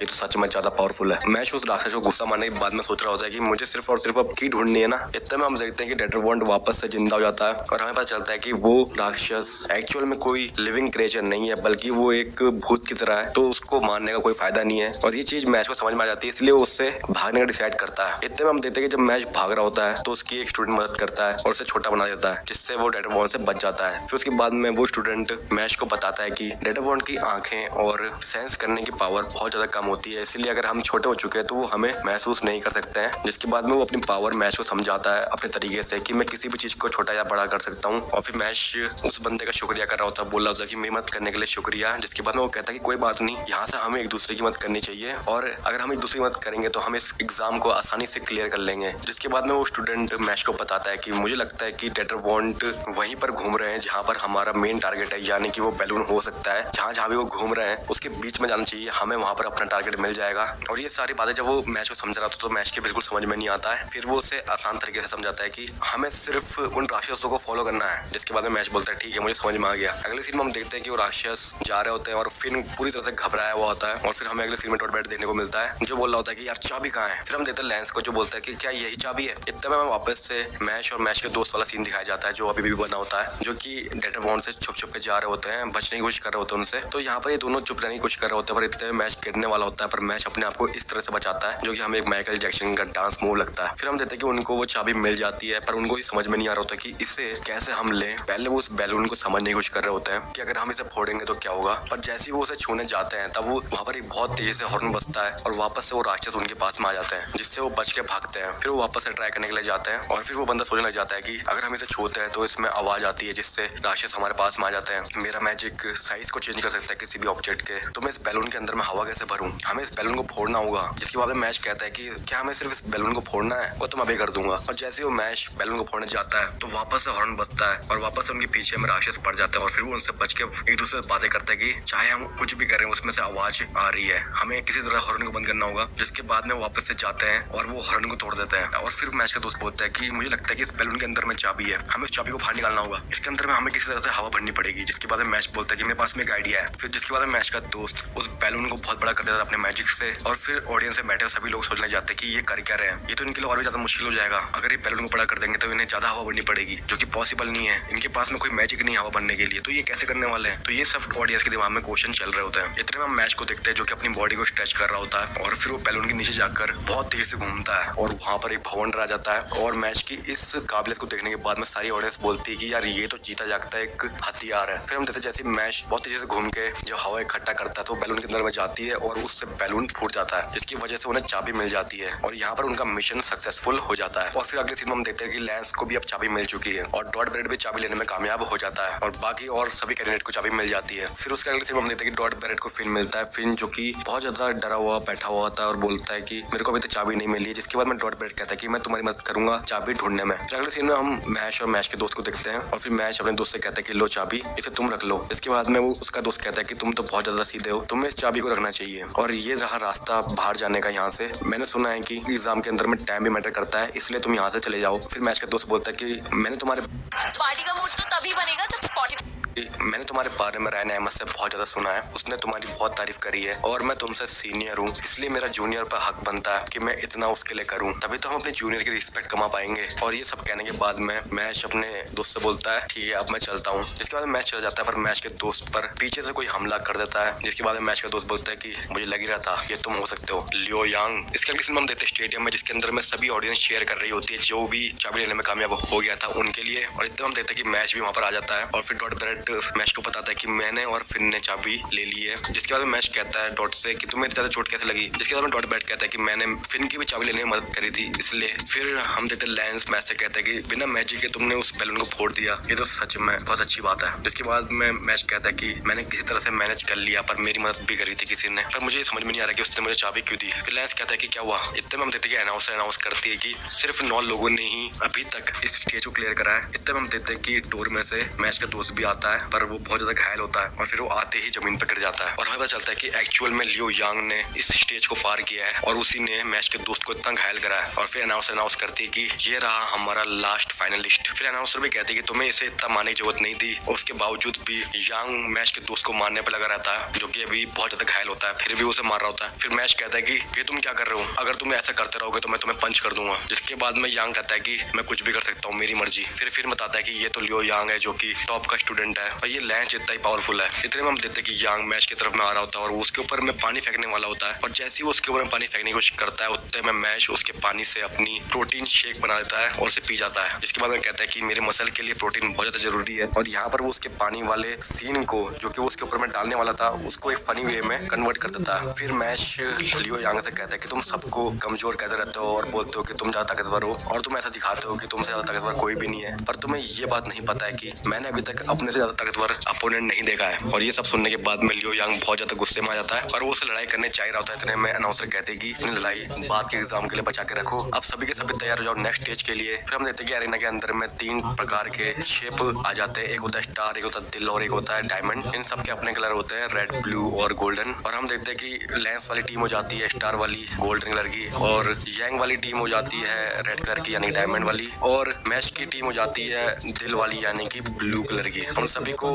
गोल्डन, रेड और ब्लू रोपी मिल जाते हैं और यहाँ पर वो 3-3 टीम पर डिवाइड हो जाते हैं। जिसके बाद में अनाउंसर बताते हैं कि नेक्स्ट एग्जाम होने वाला है एक केव के अंदर में जिसका नाम होने वाला था लाइफ क्रिस्टल। ये एक टीम बैटल होने वाला है, हर टीम के अंदर में 3 मेंबर है। लास्ट तक अगर एक भी क्रिस्टल को तुम बचा पाए तो तुम क्वालिफाई हो जाओगे सभी के सभी, पर अगर सभी के क्रिस्टल टूट गए तो तुम सभी के सभी डिस्क्वालीफाई हो जाओगे। फिर हम देखते हैं कि सभी को क्रिस्टल मिल रहे होता है और जैसे मैच और डॉट बैरेट को क्रिस्टल मिलते हैं तो उन दोनों के क्रिस्टल टूट जाते हैं और सिर्फ फिन का ही क्रिस्टल बचा रहता है और वो बोलता है कि अब तो हमारे चांसेस जीतने के और भी ज्यादा कम हो गए, अगर ये भी टूट गया तो हम तो हार जाएंगे। फिर फिन बहुत ज्यादा घबरा रहा होता है। इतने में मैच और डॉट बैरेट कहते हैं कि तुम घबराओ मत, हमें सिर्फ और सिर्फ तुम्हारे क्रिस्टल को बचाना है ना, ये तो हम कर लेंगे। जिसके बाद में फिन बोलता है कि हाँ यार अगर ये दोनों मेरे साथ देंगे तो ये राउंड आसानी से क्लियर हो जाएगा। फिर अनाउंसर कहते हैं कि यही टाइम है इस एग्जाम को शुरू करने का और फिर सभी को एग्जाम के लिए भेज देती है और हम देखते हैं कि वो सभी के सभी अलग अलग जगह पर आए हैं। जिसके बाद में फिन कहता है कि यार ये तो टीम एग्जाम होने वाला था, यहाँ पर हम अकेले क्यों आए हैं। और फिन बहुत ज्यादा घबरा जाता है और फिन बहुत अच्छी लगे बोलता है शिट मैं तो गया। तो यार एपिसोड स्टार्ट होता है और हमें शुरुआत में बताया जाता है नरेटर द्वारा कि इस मैजिकल वर्ल्ड के अंदर में 13 प्रकार की मैजिकल वॉन्ड्स है, मैजिकल झड़ी है, जिसके अंदर में अलग अलग पावर है, जिसकी वजह से उनके यूजर को जो झड़ी धारक होता है उसके पास में बहुत सारी मैजिकल पावर आ जाती है और जो कि उन्हें बहुत ज्यादा पावरफुल बना देता है। और जिन 13 लोगों के पास में झड़ी होती है उसे कहते हैं मास्टर केन्स। फिर हमें डंजन दिखाया जाता है जहाँ पर मैश और अदर पार्टिसिपेंट मौजूद होते हैं, जहाँ पर फिन बोल रहा होता है कि यार ये टीम मैच होने वाला था पर मेरे को अकेले ही यहाँ पर छोड़ दिया गया है, अब मेरा क्या हाल होने वाला है मुझे कुछ नहीं पता है। तो यहाँ पर फिन घबराया हुआ होता है। यहाँ पर हमें दूसरे और कैंडिडेट दिखाए जाते हैं जो कि अपने सभी टीममेट्स से अलग अलग आए होते हैं, यानी सबके साथ ऐसा हुआ होता है। जिसके बाद में हम देखते हैं फिन को जो कि डंजन में चल रहा होता है, फिर उसे एक आवाज आती है जहाँ पर वो देखता है कि वहाँ पर फाइट हो रही है। कारपे कोई बंदे से लड़ाई कर रहा होता है। कारपे का दूसरा नाम होता है ल्यू यांग, तो हम उसे ल्यू यांग कहेंगे। ल्यू यांग उस बंदे से कहता है कि अब तुम्हारा क्रिस्टल नहीं बचेगा और वो उसे तोड़ देता है। और हम देखते हैं कि उसे चाकू लगने के बावजूद भी दर्द नहीं हो रहा होता, बल्कि सामने वाले को दर्द हो रहा होता है। ये देखने के बाद में फिन कहता है कि यार ये तो सच में एक मॉन्स्टर है। फिन काफी ज्यादा घबरा जाता है और वो डिसाइड करता है कि वो पत्थर की तरह वहां पर खड़ा रहेगा। फिन लियो यांग के नजर में नहीं आना चाहता था, पर उसके बावजूद भी लियो यांग उसे ढूंढ लेता है और बोलता है कि तुम मेरे साथ मजाक कर रहे हो क्या, तुमने सोचा कि तुम मुझसे ऐसे बच जाओगे। जिसके बाद में फिन काफी ज्यादा घबरा जाता है। जिसके बाद में लियो यांग कहता है कि तुम्हारा नाम फिन एमएस है ना। फिर फिन सोचता है कि क्या मैं फेमस हूँ। जिसके बाद में लियो यांग कहता है कि तुम राइन एमएस के भाई हो ना, जो कि एक डिवाइन विजनरी है, पर तुम तो बहुत ज्यादा बेकार हो। मैंने तुम्हारे बारे में बहुत बेकार चीजें सुनी है कि तुम एक डरपोक हो। फिर जिसके बाद फिन कहता है कि क्या मैं फेमस बेकार चीजों के लिए हूँ क्या। जिसके बाद में लियो यांग कहता है कि मुझे समझ में नहीं आ रहा कि तुम जैसा बेकार मैजिशियन हमारी ईस्टर्न एकेडमी के अंदर में कर क्या रहा है। और उतना तो छोड़ो, तुम तो डिवाइन विजनरी एग्जाम देने भी आ गए और तुमने पहला राउंड भी क्लियर कर लिया। मेरे को तुम जैसे लोगों को देखने के बाद में बहुत ज्यादा बेकार लगता है, क्योंकि तुम्हारे अंदर में कोई टैलेंट तो होता नहीं है, तुम इस समाज में कचड़ा हो। चलो अब बहुत हुआ, मुझे अपना क्रिस्टल दो। जिसके बाद में फिन की शक्ल कुछ ऐसी हो जाती है। फिर फिन अपने क्रिस्टल को देख रहा होता है। इतने में उसे समझ में आता है कि इस क्रिस्टल की वैल्यू कितनी है, क्योंकि मैश और उसके सभी दोस्तों की लाइफ इस क्रिस्टल पर डिपेंड करती है। तो फिन तय करता है कि वो किसी भी हालत में ये क्रिस्टल लियो यांग को नहीं देगा। और जैसे ही वो लियो यांग के ऊपर में हमला करने जा रहा होता है, उतने में लियो यांग चाकू निकालता है और अपने आप को स्टैप करता है, जिससे फिन को ही लगती है। उसके बाद में लियो यांग फिन से कहता है कि तुम्हारे अंदर में कोई भी पावर नहीं है, तुम मुझसे बहुत ज्यादा कमजोर हो, पर तुम मुझसे लड़ने आ गए। तुम्हें पता ना तुम्हारे ताकत और मेरे ताकत के बीच में कितना अंतर है, मेरे से लड़ने की गलती करना ही मत। जिसके बाद में अपने मैजिक से फिन के ऊपर बहुत ज्यादा अटैक करता है, जिसकी वजह से फिन की हालत बहुत ज्यादा बुरी जाती है। और उसके बावजूद भी फिन उस क्रिस्टल को देने से मना कर देता है। जिसके बाद में लियो यांग कहता है कि जल्दी से क्रिस्टल दे दो, अब मैं ये दोबारा नहीं कहूंगा। इतने में हमें मैच देखने को मिलता है जो कि तेजी से भाग रहा होता है, किसी को ढूंढ रहा होता है वो। जिसके बाद में अगले सीन में हमें मैक्रोन देखने को मिलता है जो कि और का टॉम का स्टूडेंट होता है, और वो बात कर रहा होता है कि मैच को अब मैं बिल्कुल भी नहीं छोड़ने वाला हूँ, और साथ ही साथ में लेंस को भी नहीं छोड़ूंगा, और मुझे लियो यांग को भी नहीं बोलना चाहिए, क्योंकि ये तीनों ही बहुत ज्यादा जबरदस्त मैजिक यूजर है और इनसे लड़ने का मौका मुझे मिल रहा है। इसके बाद में ऊपर देख के बोलते हैं कि मॉम डैड मुझे पैदा करने के लिए बहुत बहुत शुक्रिया, मुझे इस दिन का कब से इंतजार था। इतने में हमें वापस से लियो यांग और फिन का सीन दिखाया जाता है, जहाँ पर लियो यांग फिन के ऊपर में अटैक करे ही जा रहा होता है। इतने में फिन वापस से काउंटर अटैक करता है और बोलता है देखो ऊपर, और फिर वो वहां से भाग जाता है। इसके बाद में लियो यांग फिन का पीछा करता है और बोलता है कि तुम्हें क्या लगता है तुम मुझसे बच जाओगे। इतने में हम देखते हैं कि फिन अपने मैजिक इस्तेमाल करता है और लियो यांग को वापस वहीं पे छोड़ देता है जहाँ पर वो पिछले बंदे से लड़ रहा होता है। जिसके बाद में लियो यांग को समझ में आता है कि फिन किसी भी इंसान को कहीं और टेलीपोर्ट कर सकता है। ये सब देखने के बावजूद भी लियो यांग को फर्क नहीं पड़ता और रोहित चलना यार, को कहीं और टेलीपोर्ट कर सकता है। ये सब देखने के बावजूद भी लियो यांग को फर्क नहीं पड़ता और वापस से वो फिन को ढूंढ लेता है और उसे बहुत बुरी तरह से घायल कर देता है। जिसके बाद में फिन उठ भी नहीं पा रहा होता है और फिर उसके बाद में लियो यांग उसे और ज्यादा घायल करता है। और ये सब चीजें बाहर स्टूडेंट देख रहे होते हैं और वो भी ये सब देखने के बाद में बहुत ज्यादा घबरा जाते हैं और बोलते हैं कि यार ये बंदा कर क्या रहा है। और फिर जब वापस से लियो यांग फिन से वो क्रिस्टल मांगता है तो उसके बावजूद भी फिन कहता है कि मैं ये क्रिस्टल तुम्हें बिल्कुल भी नहीं देने वाला हूँ, इस क्रिस्टल पर मेरे दोस्त की लाइफ डिपेंड करती है, इसलिए मैं तुम्हें नहीं देने वाला हूँ, चाहे तुम कुछ भी कर लो। और वापस से काउंटर अटैक करने की कोशिश करता है फिन, पर वापस से उसे बहुत बुरी तरह से लियो यांग घायल कर देता है। जिसके बाद में लियो यांग कहता है कि मैं तुम्हें बताता हूँ कि असली डेंजर होता क्या है। और जब वो फिन को मारने ही वाला होता है, इतने में हम देखते हैं कि वहाँ पर मैच आ जाता है और लियो यांग के मुंह पर एक बहुत तेजी से घुसा मार देता है। जिसके बाद में मैच फिन से कहता है कि तुम ठीक तो हो ना, अब मैं यहाँ पर आ चुका हूँ, यहाँ पर देर से आने के लिए मुझे माफ करना। और ये सब कहने के बाद में जब मैच फिन के पास जा रहा होता है, इतने में हम देखते हैं कि मैच को वही घुसा वापस लग जाता है जो उसने लियो यांग को मारा होता है, क्योंकि लियो यांग के अंदर में पावर होती है कि वो किसी भी अटैक को वापस उसी अटैकर को डिफ्लेक्ट कर देता है, यानी जो भी उसका एनिमी उस पर अटैक करेगा वापस वो अटैक एनिमी को लग जाएगा। यही लियो यांग की पावर होती है, इसी की वजह से वो अभी तक किसी से नहीं आ रहा है। और इसके बावजूद भी मैच उसे लगातार पंच पे पंच मारता रहता है, पर वापस मैच को ही वो पंच लग रहे होते हैं। और लियो यांग कहता है कि तुम मेरा कुछ भी नहीं बिगाड़ सकते हो, तुम चाहे कुछ भी कर लो, पर तुम मेरे खिलाफ नहीं टिकने वाले हो। जिसके बाद में लियो यांग बताता है कि जो मेरी झड़ी है वो एक प्राचीन झड़ी है और ये 1 of the 13 झड़ियों में से एक है, यानी कि लियो यांग एक मास्टर केन है। जिसके उसके अंदर में गॉड की ब्लेसिंग है, उसकी छड़ी में गॉड की ब्लेसिंग है, जिसकी वजह से वो बहुत ज्यादा पावरफुल है। और वो बताता है कि मैं जब से पैदा हुआ हूँ तब से मैं इतना ही पावरफुल हूँ और इसीलिए मैंने आज तक कभी हार देखी नहीं है। जिसके बाद में हमें प्रिंसिपल देखने को मिलता है जो कह रहा होता है कि यार लियो यांग सच में बहुत ज्यादा पावरफुल है, उसके पास में प्राचीन झड़ी भी है। फिर वापस हमें मैश और लियो यांग का फाइट देखने को मिलती है जहाँ पर लियो यांग अपने सीने पर चाकू मार देता है और वो मैश को लगती है। फिर उसके बाद में मैश लगातार लियो यांग के चेहरे पर घुसा मारता है, मैश को ही वो घुसे लग रहे होते हैं। जिसके बाद में लियो यांग वापस से मैश को कहता है कि तुम कुछ भी कर लो पर तुम मेरा कुछ भी नहीं बिगाड़ सकते, तुम बहुत ज्यादा कमजोर हो। वहाँ पर देखो फिन एमएस पड़ा हुआ है, वो रायन एमएस का भाई है, पर इसके बावजूद भी वो इतना ज्यादा कमजोर है और ऐसे लोगों को मैं सह नहीं सकता हूँ। और इतनी बुराई करता है वो फिन के बारे में, जिसके बाद में मैश को बहुत ज्यादा गुस्सा आ जाता है। जिसके बाद में मैश कहता है कि तुम्हें लग रहा होगा कि फिन ने तुम्हारे खिलाफ हमला करने के लिए बहुत ही कमजोर कोशिश करी है, पर मेरी आंखों में अगर देखा जाए तो उसने वो कोशिश करी ये जानते हुए कि तुम इतना पावरफुल हो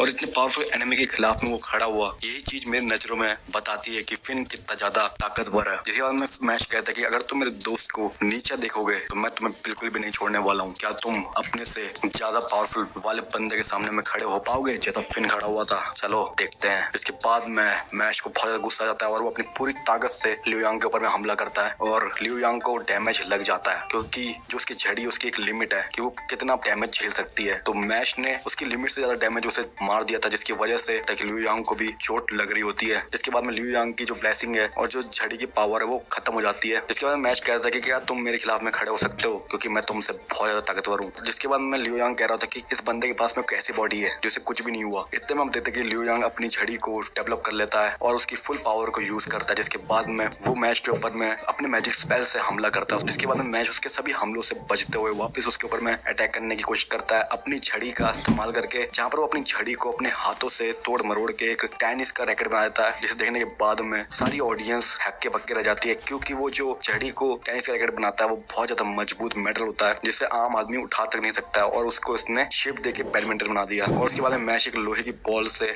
बार बार लियो यांग के झड़ी के स्पिरिट के ऊपर में हमला कर रहा होता है और हम देखते हैं कि उसकी स्पिरिट को वापस से चोट लग रही होती है और जैसी उस पर टकरा के वो बॉल वापस आती है वैसी मैच वापस से बैडमिंटन से उसके ऊपर में हमला कर देता है और ऐसा वो बार बार करता रहता है। जिसके बाद में लियो यांग की जो नई पावर हमें देखने को मिली थी वो बहुत बुरी तरह से तबाह हो जाती है और उसे मैच चकनाचूर कर देता है और यहीं पर लियो यांग की पावर का दी एंड हो जाता है। जिसके बाद में लियो यांग को बिल्कुल भी समझ में नहीं आ रहा था और बोला था कि ये इम्पॉसिबल है, ऐसा नहीं हो सकता है। यहाँ पर लियो यांग का पूरा घमंड टूट जाता है और उसे अपने से ज्यादा पावरफुल बंदा देखने को मिल जाता है और लास्ट में उसने हार कैसी होती है इसके बारे में जाना और दर्द क्या होता है इसके बारे में जाना। मैच उसके ऊपर में आखिरी वार करता है और लियो यांग को चित्त कर देता है, जिसे देखने के बाद में सारी ऑडियंस हक्के बक्के रह जाती है, वापस से बोल रही होती है कि मैच ने ऐसा कैसे किया, मतलब उन्हें कुछ समझ में नहीं आ रहा होता है। जिसके बाद में प्रिंसिपल कहता है कि मास्टर केन यूजर को भी मैच ने हरा दिया है, ये बंदा कितना पावरफुल है। फिर हमें वापस से मैच का सीन दिखाया जाता है जहाँ पर फिन मैच से बोलता है कि मुझे माफ करना, मैं ज्यादा कुछ नहीं कर पाया। जिसके बाद मैच कहता है कि तुमने इस बंदे के खिलाफ खड़े होकर बार बार उसके ऊपर वार कर ये साबित कर दिया कि तुम भी ताकतवर हो, तो तुम्हें माफी मांगने की कोई भी जरूरत नहीं है। फिर हम देखते हैं लियो यांग को जो कि बहुत ज्यादा पेन में होता है, दर्द में होता है और बोल रहा होता है कि क्या यही दर्द है, और फिर ये सब बहुत देर से सह रहा था, मिले तो ये दर्द सहना बहुत ज्यादा मुश्किल है। अब समझ में आया कि फिन डिवाइन विजनरी क्यों बनने के लायक है। के बाद में हम देखते हैं ऑर्का डॉम के मैक्रोन को, जिससे डंजन के अंदर में दो स्टूडेंट लड़ने आते हैं और बोलते हैं कि मैग्रेटे हम तुम्हें नहीं छोड़ने वाले हैं, तुम अकेले हो, तुम अब हमसे नहीं बचने वाले हो। जिसके बाद में मैग्रेटे कहता है तुम्हारी पावर मेरे सामने कुछ भी नहीं है, मैं तुम्हें एक चांस दे रहा हूँ यहाँ से भाग जाने का और मुझे अपने क्रिस्टल दे दो, वरना मैं तुम्हें बहुत बुरी तरह से सबक सिखाऊंगा। जिसके बावजूद भी वो दोनों मैजिक यूजर कहते हैं कि हम तुम्हारी इस धमकियों से नहीं डरने वाले हैं, वैसे भी हम दो हैं और तुम अकेले, तुम हमारे क्या बिगाड़ लोगे। जिसके बाद में मैक्रोन को गुस्सा आ जाता है और वो उन दोनों के ऊपर में हमला करता है और उन दोनों की सिट्टी बिट्टी गुल कर देता है और यहाँ पर ये दोनों के दोनों हार जाते हैं और मैग्रेटे यहाँ पर बहुत ही आसानी से जीत जाता है और फिर उसके बाद में वो उन दोनों के क्रिस्टल को तोड़ देता है। जिसके बाद में अनाउंस करती है कि अब किसी को भी लड़ने की जरूरत नहीं है क्योंकि एक टीम अब बाहर हो चुकी है, अब बचे हुए स्टूडेंट्स है वो सब क्वालिफाई हो चुके हैं, जिसका मतलब ये है कि अगले राउंड में जा सकते हैं। और ये सुनने के बाद में डॉट बैरेट बोलता है कि यार मुझे तो चमकने का मौका ही नहीं मिला। इतने में हम देखते हैं कि मैश और मैश के टीम वापस अरेना में बनाते हैं जहाँ पर सभी ऑडियंस शेयर कर रही होती है। जिसके बाद में टॉड बैरेट मैश का इंटरव्यू लेता है और वो उससे कहता है कि मैन ऑफ द मैच बनने के बाद में तुम्हें कैसा लग रहा है मैश। उसके बाद में मैश बोलता है कि मुझे क्रीम पफ खाना है। फिर इसके बाद में अरीना में जितना भी क्राउड होता है वो शांत हो जाता है और मैश बोलता है कि यार इतनी शांति अचानक से कैसे हो गई। जिसके बाद में पीछे देखता है तो उसे दिखता है मैकरेटे मैक्रोन, जो कि मैश से कहता है कि मैं तुम्हें नहीं छोड़ने वाला हूँ। और सारी की सारी ऑडियंस बोलती है कि वो देखो वो है मैकरेटे मैक्रोन। मैक्रोन मैश से बोलता है कि मैं तुमसे अगले मैच में मिलता हूँ। और उसके बाद में मैच का कुछ ऐसा रिएक्शन होता है। फिर हम देखते हैं प्रिंसिपल को, जो कि ऊपर बैठा होता है, सारा मैच देख रहा होता है। प्रिंसिपल के पास में एक डिवाइन विजनरी आता है जिसका नाम रहता है कैल्डो, और वो प्रिंसिपल से कहता है कि मुझे नहीं लगता कि मैश मैक्रोन से जीत पाएगा, क्योंकि मैक्रोन बहुत ज्यादा पावरफुल मैजिक यूजर है। वो इतना ज्यादा पावरफुल है कि वो एक डिवाइन विजनरी जितनी पावर रखता है अपने पास में। पिछले बार मैक्रोन ने डिवाइन विजनरी एग्जाम में हिस्सा नहीं लिया था, इसीलिए हमारे पास में पिछले साल रायन एमएस डिवाइन विजनरी बना था। पर अगर मैक्रोन ने पिछले साल इस एग्जाम में हिस्सा लिया होता तो मुझे पक्का पता है कि मैक्रोन डिवाइन विजनरी बनता।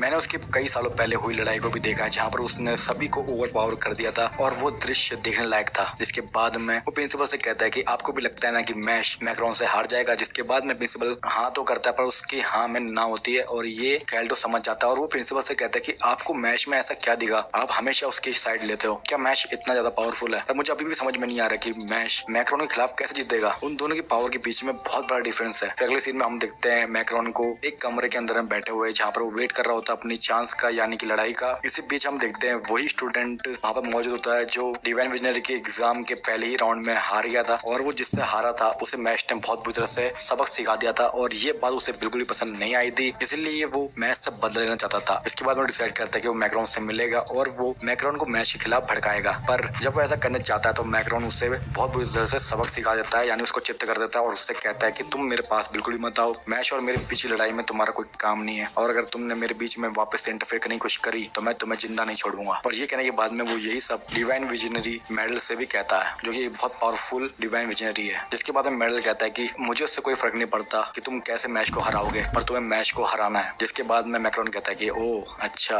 यहाँ से सीन चेंज होता है और हम देखते हैं मैच को जो कि अकेले में कुछ बड़बड़ा रहा होता है और वो अपने बारे में बता रहा होता है कि कैसे मैं डंबल उठाता हूँ और हमारी जो इंसान की बॉडी है वो डंबल उठाने के लिए ही बनी होती है। तो ऐसा सब वो बता रहा होता है। जिसे देखने के बाद में फिन कहता है कि यार तुम्हें किसी ने पूछा। इतने में हम देखते हैं लेमन को और वो भी स्टार्ट हो जाती है। वो भी अब बताती है कि मैं किसी को पसंद करती हूँ और वो अपने ऐसे इमोशन के बारे में बता रही होती है जो कि काफी ज्यादा अजीब लग रहा होता है। आप देख ही सकते हैं कुछ ऐसा सीन होता है जिसे देखने के बाद में फिन कहता है कि यार इससे क्या हुआ। इतने में हम देखते हैं टॉड बैरेट और लेमन को जो अपने अपने बारे में बता रहे होते हैं कि उन्हें क्या अच्छा लगता है और यहीं पर इतना सब चल ही रहा होता है कि इतने में मैश दूध पीने लग जाता है और बोलता है कि न्यूट्रिशन मेरे मसल के लिए बहुत ज्यादा जरूरी है। इतने में वहाँ पर डिवाइन विजनरी कैल्डो आ जाता है जो कुछ समय पहले प्रिंसिपल से बातें कर रहा होता है मैच के बारे में। कैल्डो मैच से कहता है कि मैं चाहता हूँ कि तुम अगले राउंड में जाने से पहले मुझसे मुकाबला करो और ये कहते ही मैच मना कर देता है। जिसके बाद में कैल्डो कहता है कि मैं हेड हूँ मैजिक टैलेंट एडमिनिस्ट्रेशन का, तो अगर मैंने कहा कि मुझे मैच अगले राउंड में नहीं चाहिए तो तुम्हें डिस्क्वालीफाई भी करा जा सकता है, इसलिए तुम एक और बार सोच लो। जिसके बाद में मैच उसके ये बोलते ही कह देता है कि हाँ मैं तुम्हारा चैलेंज एक्सेप्ट करूंगा। जिसके बाद में मेडल कहता है कि हाँ तुमने बहुत बढ़िया डिसीजन लिया। फिर कैल्डो मैच को बताता है कि तुम अगले राउंड में तभी जा पाओगे जब तुम मेरे इस चैलेंज को कंप्लीट कर लोगे। तुम्हें बस ये करना है कि जहाँ पर मैं इशारा करूँ तुम्हें वहाँ पर नहीं देखना है और यही चैलेंज होने वाला तुम्हारे लिए। पर हाँ अगर तुमने जहाँ पर मैंने इशारा किया है वहाँ पर देख लिया तो तुम्हें डिस्क्वालीफाई भी करा जा सकता है। जिसके बाद मैच बोलता है ठीक है। फिर कैल्डो मैच को बोलता है कि मैं तुम्हारे आसपास में एक सर्कल बना रहा हूँ, नीचे देख लो जमीन पर एक सर्कल है, अगर तुमने इस चैलेंज के दौरान इस सर्कल को पार किया तो तुम डिस्क्वालीफाई हो जाओगे। जिसके बाद में मैच कहता है ठीक है। जिसके बाद में कैल्डो बताता है कि तुम्हें 3 चांस मिलने वाली है, अगर तुमने तीनों चांसों में क्वालिफाई कर लिया तो तुम इस चैलेंज को पास कर लोगे। फिर पहला राउंड होता है और वो ऊपर की तरफ में इशारा करता है, यानी कि अब मैच ऊपर नहीं दे सकता है। इसी वक्त नीचे से वो हमला कर देता है मैच के चेहरे के ऊपर में, पर मैच कुछ इस तरह से बच जाता है, आप देख ही सकते हैं। फिर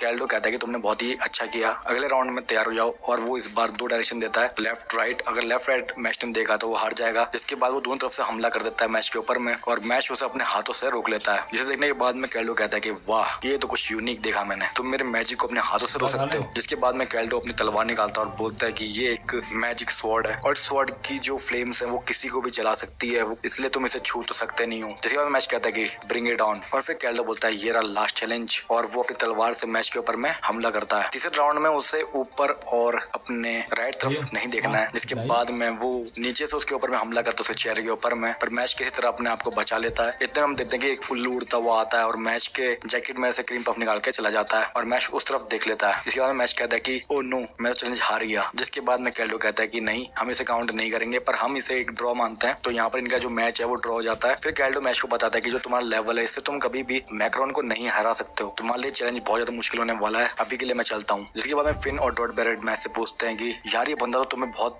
बुरी तरह से सबक सिखा रहा था, पर तुम फिर भी उससे बच गए। जिसके बाद में मैच कहता है कि अगर वो चाहता मेरे पे हमला करना तो मेरी हालत बहुत बुरी हो सकती थी, पर उसने ऐसा नहीं किया। फिर हमें वापस से कैल्डो देखने को मिलता है जो कहता है कि मैश वो मेरे शॉट के हमले से बच गया, पर मेरा जो शॉट का हमला था लास्ट वाला, उसमें वो अपने सर को सामने लेकर आ गया। अगर मैं अपनी पावर का इस्तेमाल करता तो उसके सर पे वो ब्लेड लग जाता, पर मैं नहीं चाहता था कि उसे चोट लगे, इसलिए मैंने होल्ड किया। और वो कहता है कि मैं नहीं चाहता कि मैच को कुछ हो, क्योंकि क्या हो अगर ये हमारी साइड में आ जाए। ऐसे बंदे को मारना गलत होगा। मैं चाहता हूँ कि ये अपनी पूरी शक्ति का इस्तेमाल करे और उसके बाद जब ये हमारी साइड से लड़ेगा तब आएगा मजा। और इतना कह के वो यहाँ से चला जाता है। फिर अगले सीन में हम देते हैं अरीना को, जहाँ पर तारी होती है कि अब हमारा लास्ट एग्जाम स्टार्ट होने वाला है। ये होने वाला फाइनल एग्जाम जहाँ पर 1v1 होने वाला है। सिंगल कैंडिडेट एक दूसरे से लड़ने वाले हैं मैजिक का इस्तेमाल करके। जिसने भी अपने अपोनेंट को पहले हरा दिया वो जीत जाएगा। और यहाँ पर हम देखते हैं कि मैश और मैक्रोन की फर्स्ट लड़ाई हो रही होती है और इस मैच के लिए बहुत सारे लोग एक्साइटेड होते हैं। हर कोई इस मैच को सीरियसली अपनी निगाहों से देख रहे होते हैं। यहाँ पर हमें मैच के दोस्त भी देखने को मिलते हैं जो भी काफी सीरियस। फिर हमें प्रिंसिपल देखने को मिलता है जो बता रहा होता है कि मैक्रोन का टैलेंट ईस्टर्न एकेडमी के लिए बहुत ज्यादा रेयर है, ऐसा टैलेंट हमें देखने को नहीं मिलता है। और फिर वो मैच के लिए चीयर कर रहा होता है, मन में बोल रहा होता है कि मैच तुम्हारे लिए बहुत बड़ी अपॉर्चुनिटी हो सकती है। फिर हम देखते हैं मैक्रोन को जो मैच को कह रहा होता है कि तुम इससे आगे बिल्कुल भी नहीं जाने वाले हो, कि मैं तुम्हें ये लड़ाई जीतने नहीं देने वाला हूँ, तो इसके लिए मुझे माफ करना। इसके बाद मैच कुछ नहीं कहता और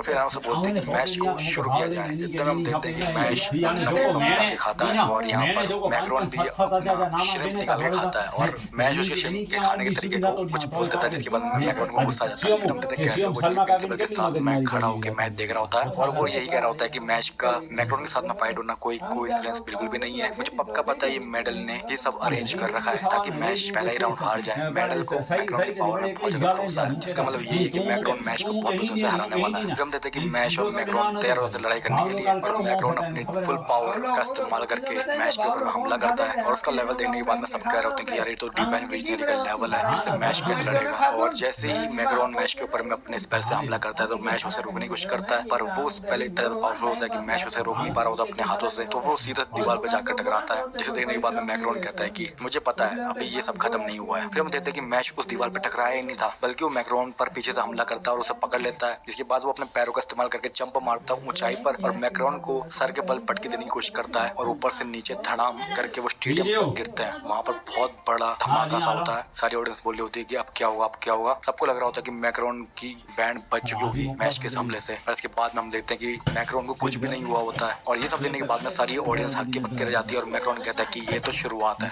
मैच। तो यहीं पर वाला एपिसोड खत्म हो जाता है। अगले एपिसोड में हम मैच और मैक्रोन की जबरदस्त फाइट देखने वाले हैं। तब तक के लिए अगर आपको वीडियो पसंद आई है तो इस वीडियो को लाइक करें, चैनल को